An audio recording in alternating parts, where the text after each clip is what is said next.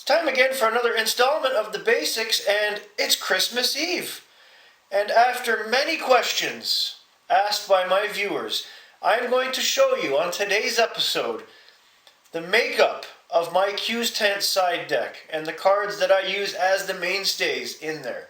So without further ado, let's get to this Christmas Eve treat right now.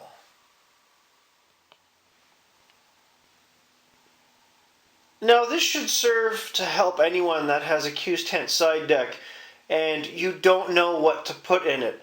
Now I keep my Q's Tent side deck pretty much the same in my Federation deck. I may swap out one or two cards from time to time, but other than that, I like to keep the same core cards because they're all useful. So let me show you them. Beginning with an extra space-time portal. My Federation deck already contains a couple alternate universe doors and a space-time portal. I like to have a spare one in my side deck, if need be, just in case my opponent thinks that he's nullified all my other doorways. Rescue, you should always have a couple of these in your main deck, but as far as the side deck goes, you gotta have an extra rescue. It pretty much regenerates any event from your discard pile, so you need that. I have a runabout. Because this is a Federation deck, sometimes I'll need to have a quick shuttle or something to complete a mission deeper into the game. And with that being said, one of the cards that sometimes I swap out in my side deck is Engage Shuttle Operations.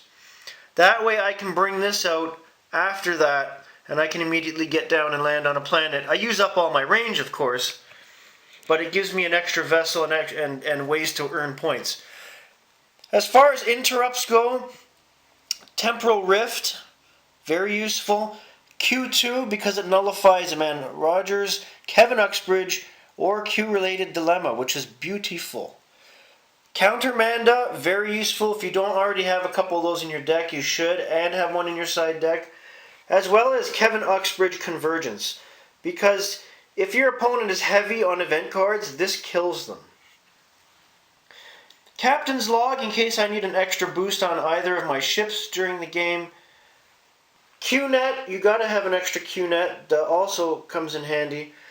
And two surprise personnel that I keep in here, Admiral Riker and Captain Kirk. They both have the alternate universe icon, which means I need to have the doorway to put them out. But these can give my deck a huge boost when I need it, especially if I'm stuck on certain missions or I'm having problems. Both of these personnel may initiate battle against Klingons or non-Federation, so very handy. And finally, probably the biggest punch that my side deck packs is the combination of Tox Utot and Supernova. Now, before anyone starts bitching and moaning about the fact that it's a banned combination, I do not use it in tournaments. But for any game that's not a tournament, this is in there. Because sometimes I need to put a quick end to someone that's pissing me off. And by having it in the side deck, I can pull it out whenever I want, put it in my hand, and get it ready to play. Oh, yeah. Now, that all being said, no two side decks are the same. This deck in my Q's Tent is tailored toward my Federation deck. I have a side deck with another affiliation, completely different cards, but they do stay the same from time to time with that deck. You have to know how to tailor the cards in your Q's Tent to your main deck so that they complement each other. You don't want to have vastly different cards in the side deck that don't help out anything with your main deck. It's as simple as that. And if I haven't said it yet, have a very Merry Christmas, and I will be back on Christmas Day with a couple more episodes. Have a great day, everybody.